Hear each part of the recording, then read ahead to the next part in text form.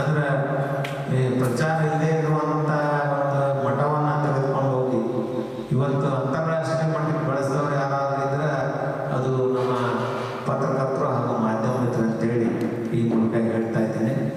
ನಿಮಗೆಲ್ಲರಿಗೂ ನಮ್ಮ ಸಿದ್ದಪ್ಪನ ಆಶೀರ್ವಾದ ಆಯುರ್ವೇದ ಐಶ್ವರ್ಯ ನೀಡಲಿ, ಇನ್ನೂ ಹೆಚ್ಚೆಚ್ಚು ಈ ಒಂದು ನಿಮ್ಮ ಕಾರ್ಯ ಯಶಸ್ವಿಗೊಳಿಸಲಿ, ಅಜ್ಜನ ಆಶೀರ್ವಾದದ ಮೇಲೆ ಇರಲಿ.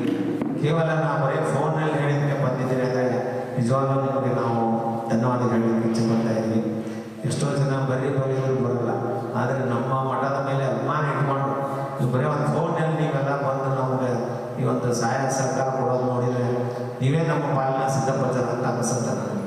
ಅದಕ್ಕೆ ನಾವೆಲ್ಲರೂ ನಿಮಗೆ ಧನ್ಯವಾದ ಹೇಳ್ತಾ ಇದ್ದೀವಿ. ಹಾಗೆಯೇ ಈ ಒಂದು ಉತ್ಸವ ಕುರಿತು ಅಥವಾ ಅಂತಾರಾಷ್ಟ್ರೀಯ ಚಲನಚಿತ್ರ ಕುರಿತು ಏನಾದರೂ ಸಲಹೆ ಸೂಚನೆಗಳಿದ್ದರೆ ಪತ್ರಕರ್ತರು ಹಾಗೂ ಮಾಧ್ಯಮದವರು ಕೊಡ್ಬೋದು ಅಂತ ಹೇಳ್ತಾ ಇದ್ದೀನಿ. ಯಾರಾದರೂ ಮಾತಾಡೋದಿದ್ರೆ ಹಂಗಲ್ಲ, ಸ್ವಲ್ಪ ಸಲಹೆ ಸೂಚನೆಗಳಿಗೆ ಏನಾದ್ರು ಏನು ಮಾಡಬೇಕು ಹಂಗೆ ಮಾಡಬೇಕು ಅನ್ನೋದು ಏನು ಇದ್ರೆ ಹೇಳ್ಬೋದು, ಅಲ್ಲಿ ಅಂತಂದ್ರೆ ಇಲ್ಲ. ಇನ್ನು ಏನು ಮಾಡಿಲ್ಲ ನಾವು. ಈಗ 5ನೇ ತಾರೀಕಿಗೆ ನಾವು ಕೊಡ್ತೀವಿ. ಈಗ ರಾಜ್ಯ ಪ್ರಶಸ್ತಿ ಅಂತ ಅನೌನ್ಸ್ ಇನ್ನೂ ಮಾಡಿಲ್ಲ, ಬಟ್ ಅದನ್ನು ಆಲ್ರೆಡಿ ಇದಾಗೈತಿ. ನೆಕ್ಸ್ಟ್ 5ನೇ ತಾರೀಕಿಗೆ ಕೊಡ್ತೀವಿ, ಅವತ್ತೇ ಅನೌನ್ಸ್ ಮಾಡ್ತೀವಿ. ಅದು ಮಕ್ಕಳು ಒಂದು ಡಿಸ್ಕ್ಲೋಸ್ ಮಾಡೋದು ಬೇಡ. ಹೌದಿಲ್ಲ, 5ನೇ ತಾರೀಕಿಗೆ ನಾವು ಭಿತ್ತಿ ಪತ್ರ ಸಮೇತ ಮತ್ತು ಇನ್ವಿಟೇಷನ್ ಕಾರ್ಡ್ ಸಮೇತ ನಿಮಗೆ ಇಲ್ಲೇ ಪ್ರೆಸ್ ಮೀಟ್ ಮಾಡ್ತೀವಿ. ಅವಾಗ ಕೂಡ ತಾವೆಲ್ಲರೂ ಸಹಕಾರ ಕೊಡಬೇಕಂತ ಕೇಳ್ಕೊತಾ ಇದ್ದೀವಿ.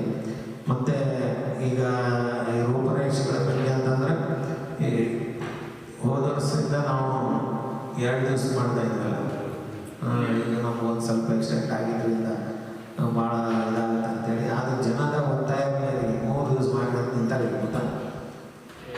ನೀವು 2 ದಿವಸ 3 ದಿವಸದ 2 ದಿವಸ ಯಾಕೆ ಮಾಡಿದ್ವಿ ಅಂತ ಒಂದಿಷ್ಟು ಮಂದಿ ಜಗಳಾಗೆ ಆಗುತ್ತೆ ನಮ್ಮ ಭಕ್ತರು. ಅದಕ್ಕೆ ನಾವು ಏನು ಮಾಡ್ಬೋದು ಮಾಡಿ ಈ ಸರಿ ಸಮಾರಂಭ ಈ ಸನ್ಮಾನದ ಕಿರಿಕಿರಿ ಭಾಳ ಆಗುತ್ತೆ, ಅನಾಹುತ ಸನ್ಮಾನ ಇರ್ತವೆ ಮೊದಲಾಗ. ಅದಕ್ಕೆ ಸನ್ಮಾನದ ಎಷ್ಟು ಮೂರನೇ ದಿವಸ ಹಾಕಿ ಸಮಾರಂಭ ಮಾಡಿ ಆದಷ್ಟು ಕಾರ್ಯಕ್ರಮಗಳಿಗೆ, ಮನೋರಂಜನೆ ಕಾರ್ಯಕ್ರಮಗಳಿಗೆ ಮತ್ತು ಉಪನ್ಯಾಸಗಳಿಗೆ, ಸಂಗೀತಕ್ಕೆ, ಚಲನಚಿತ್ರ ಟ್ರೇಲರ್ ಮತ್ತು ಆಡಿಯೋ ಲಾಂಚ್ ಬಿಡುಗಡೆ ಇಂಥವಕ್ಕೆ ಹೆಚ್ಚಿನ ಆದ್ಯತೆ ಕೊಡಬೇಕು ಅಂತೇಳಿ ನಾವು ಕಮಿಟಿಯವರೆಲ್ಲ ಮಾತಾಡ್ಕೊಂಡಿದ್ವಿ. ಆ ಪ್ರಕಾರ ಈ ಸರಿ ಒಂದು ವಿಶೇಷವಾಗಿ 3ನೇ ದಿವಸ ಸಮಾರಂಭದಾಗ ಸನ್ಮಾನದ ಕಾರ್ಯಕ್ರಮ ಲಾಸ್ಟಿಗೆ ಇರಬೇಕಂತ ಮಾಡಿದ್ದೀವಿ. ಅದ್ರ ಜೊತೆಗೆ ನಮ್ಮ ಲೋಕಲ್ ಒಂದು ಟೀಮ್ಗಳಿಗೆ ಕೂಡ ಆವತ್ತು ಪ್ರತಿಯೊಂದು ನಮ್ಮ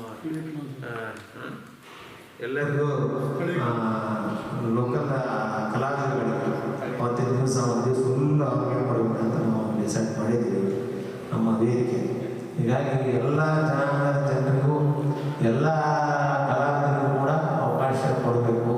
ಆಮೇಲೆ ಬೆಂಗಳೂರು ಬರ್ತೀವಂದ್ರೂ ಕೂಡ ಅವ್ರಿಗೂ ಕೂಡ ನಮ್ಮ ಮಠದಲ್ಲಿ, ನಮ್ಮ ಉತ್ತರ ಕರ್ನಾಟಕದಲ್ಲಿ ಅವಕಾಶ ಕೊಡೋಣ. ಅವ್ರು ಕೊಡಲಿ ಬಿಡಲಿ, ನಮ್ಮ ಉತ್ತರ ಕರ್ನಾಟಕ ನಾವು ಅವ್ರಿಗೆ ಕೊಡ್ತೀವಿ ಅಂತ ಹೇಳ್ತೀವಿ ಅಂತ ಬಂದು ಅವರು ಕೂಡ ಇಲ್ಲಿ ತಮ್ಮ ಒಂದು ಸಿನಿಮಾಗಳ ಆಡಿಯೋ ಮತ್ತು ಟ್ರೇಲರ್ ಬಿಡುಗಡೆ ಮಾಡ್ಬೋದು. ನಮ್ಮಲ್ಲಿ ಭೇದ ಭಾವಗಳಿಲ್ಲ. ನಮ್ಮ ಉತ್ತರ ಕರ್ನಾಟಕ ಮಂದಿಗೆ ಯಾವತ್ತೂ ಎಲ್ಲ ಒಂದೇ ಅಂತ ನಾವು ತಿಳ್ಕೊಂಡಿದ್ದೀವಿ. ಅಲ್ಲಿ ಏನಾಗುತ್ತೋ ಅದು ವಿಷಯ ಗೊತ್ತಿಲ್ಲ ನಮಗೆ, ಬಟ್ ನಮ್ಮಲ್ಲಿ ಅಂತೂ ನಾವೆಲ್ಲರೂ ಒಂದೇ ದೃಷ್ಟಿಯಿಂದ ನೋಡ್ತೀವಿ. ನಾವೆಲ್ಲರೂ ಕರ್ನಾಟಕದವರು, ಕನ್ನಡ ತಾಯಿ ಮಕ್ಕಳು ಅಂತ ಹೇಳ್ತೀವಿ. ಹೀಗಾಗಿ ಎಲ್ಲರಿಗೂ ಒಂದೇ ಸಮಾನ ರೀತಿಯಲ್ಲಿ ಹೋಗೋಣ ಅಂತೇಳಿ ನನ್ನ ಈ ಒಂದು ಸಭೆಯನ್ನು ಮುಗಿಸ್ತಾ ಇದ್ದೀನಿ.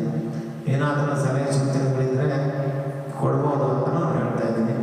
ದಿನಾಂಕ ಪ್ರಕಟ ಮಾಡಲಿ. ದಿನಾಂಕ ಜನವರಿ ಪ್ರತಿ ವರ್ಷ ಹಂಗೆ ಅದು ನಮ್ಮದು ಸಂಕ್ರಮಣ ಇರಲಿ ಪ್ರತಿ ವರ್ಷ ಹಂಗೆ ಜನವರಿ 14 ಫಿಕ್ಸ್ ನಮ್ಮದು ಜಾತ್ರೆ. ಜನವರಿ 14, 15 ಒಂದನೇ ದಿವಸ ಶ್ರೀ ಸಿದ್ಧಶ್ರೀ ರಾಷ್ಟ್ರೀಯ ಉತ್ಸವ, 2ನೇ ದಿವಸ ಶ್ರೀ ಸಿದ್ಧಶ್ರೀ ಅಂತಾರಾಷ್ಟ್ರೀಯ ಚಲನಚಿತ್ರೋತ್ಸವ, 3ನೇ ದಿವಸ ಸಮಾರಂಭ. ಪ್ರತಿ ವರ್ಷ ಮಾಡ್ಕೊಂಡು ಬರ್ತಾ ಇದ್ದೀವಿ, ಹಂಗೆ ಮಾಡ್ತೀವಿ. ಹೋದ ಒಂದು ಸ್ವಲ್ಪ ನನ್ನ ಕಾಲಿನ ಸಮಸ್ಯೆಗೆ 2 ದಿವಸ ಮಾಡಿದ್ವಿ ನಾವು. ಬಟ್ ಈ ಸರಿ ಭಕ್ತರು ಒತ್ತಾಯ ಮೇಲೆ ಮತ್ತೆ ಅದನ್ನೇ ಮಾಡಬೇಕಾಗಿದೆ. ರಥೋತ್ಸವ 5 ಗಂಟೆಗೆ, ಸಾಯಂಕಾಲ 5 ಗಂಟೆಗೆ. ಪ್ರತಿ ವರ್ಷ ಹೆಂಗೆ ನಮಗೆ ಹೆಲಿಕಾಪ್ಟರ್ ಮುಖಾಂತರ ನಮ್ಮ RS ರಾಜು, ದಕ್ಷಿಣ ಭಾರತದ ಸನಾತನ ಧರ್ಮ IT ಸೆಲ್ನ ಮುಖ್ಯಸ್ಥರು, ಪ್ರತಿ ವರ್ಷ ಅವರೇ ಆಗ್ತಾರೆ ಹೆಲಿಕಾಪ್ಟರ್ ರಥೋತ್ಸವಕ್ಕೆ ಈ ಸರಿನೂ ಅವರೇ ಪುಷ್ಪಾರ್ಚನೆ ಮಾಡಲಿದ್ದಾರೆ. ಯಾಕಂದರೆ ಅವ್ರಿಗೆ ನಾವು ಭಾಳ ಹೈಲೈಟ್ ಮಾಡಬೇಕು. ಯಾಕಂದರೆ ಮೇನ್ ಅವರು ಪ್ರತಿ ವರ್ಷ ತರ್ತಾರೆ. ಅದ್ರ ಜೊತೆಗೆ ಈ ಒಂದು ಉತ್ಸವ ಸಮಿತಿ ಅಧ್ಯಕ್ಷರಾಗಿ ನಮ್ಮ ವಿಜಯಾನಂದ ಕಾಶ್ಯಪ್ನವರು, ಡಾಕ್ಟರ್ ವಿಜಯಾನಂದ ಕಾಶ್ಯಪ್ನವರು ಶಾಸಕರು ಮಂಗಳೂರು ಅವರು ಆಯ್ಕೆ ಮಾಡಿದ್ದೇವೆ. ಸ್ವಾಗತ ಸಮಿತಿ ಅಧ್ಯಕ್ಷರು ಅವರೇ ಇದ್ದಾರೆ. ಈ ಸರಿನೂ ಅವರು ಎಲ್ಲ ನಿಂತು ಅವರೇ ಜವಾಬ್ದಾರಿ ತಗೊಂಡಿದ್ದಾರೆ. ನಮ್ಮ ವಿಜಯಾನಂದ ಎಸ್ ಕಾಶ್ಯಪ್ನವರು ನಿಮಗೆ ಗೊತ್ತಿದ್ದ ವಿಷಯ. ಅವರೇ ಪ್ರತಿ ವರ್ಷ ಕೂಡ ಅವರೇ ಈ ಉತ್ಸವವನ್ನು ನಿಂತು ಮಾಡ್ತಾ ಇದ್ದಾರೆ. ಈ ಸರಿನೂ ಜವಾಬ್ದಾರಿ ತಗೊಂಡಿದ್ದಾರೆ. ಸ್ವಾಗತ ಸಮಿತಿ ಅಧ್ಯಕ್ಷರಾಗಿ ಅವರು ಸಲಹೆ ಸೂಚನೆ ಕೂಡ ನಾವು ತಗೋತಾ ಇದ್ದೀವಿ.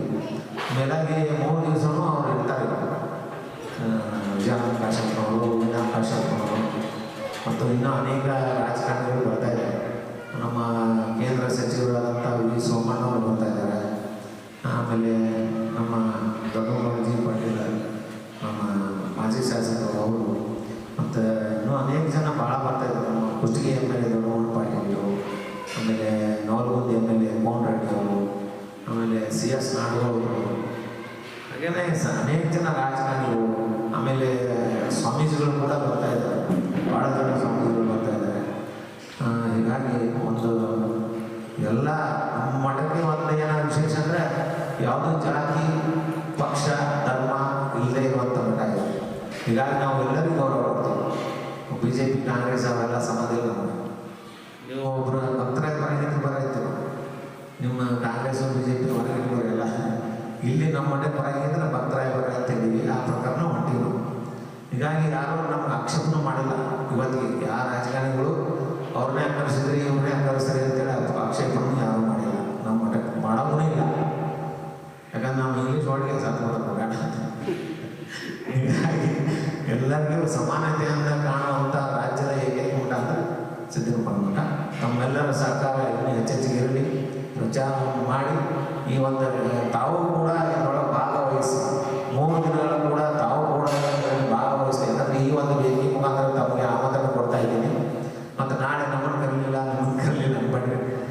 ಎಲ್ಲರೂ ಒಂದೇ ಇವತ್ತೇ ನಿಮಗೆ ಆಮಂತ್ರಣ ಕೊಡ್ತಾ ಇದ್ದೀನಿ. 3 ದಿನಗಳ ಕಾಲ ನೀವು ಇಲ್ಲಿ ಇದ್ದು ಈ ಒಂದು ಕಾರ್ಯಕ್ರಮ ಹಾಗೂ ಉತ್ಸವ ಜಾತ್ರಾ ಮಹೋತ್ಸವ ಯಶಸ್ವಿಗೊಳಿಸಿ ಈ ಕಾರ್ಯಕ್ರಮ ಯಶಸ್ವಿ ಮಾಡೋಣ ಅಂತೇಳಿ ಎಲ್ಲರೂ ಹೇಳಿ ಒಂದು ಮಾತು ಮುಗಿಸ್ತಾ ಇದ್ದೀನಿ.